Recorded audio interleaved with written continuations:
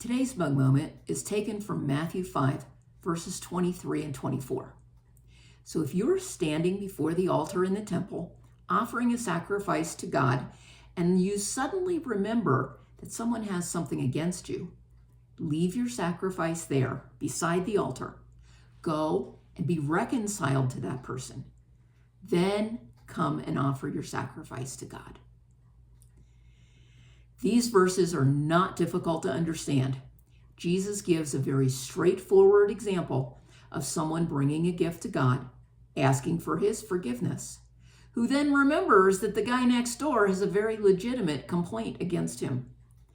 Jesus says, leave your gift and go make things right with your neighbor. Very simple concept, very difficult to accomplish.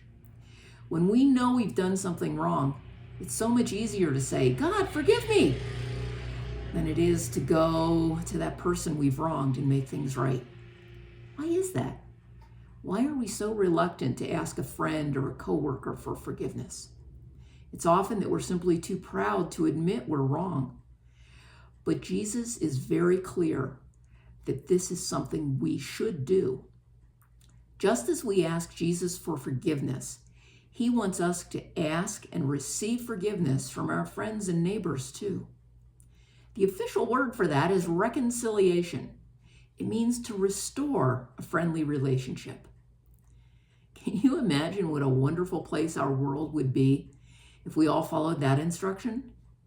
Families would talk to each other. Neighbors would only need fences to keep the pronghorn out. The news media wouldn't have much to talk about. We can only control our part of this world, but that would be a great start. Pray today that God would reveal to you who you should reconcile with, and he would give you the courage and the grace to follow through.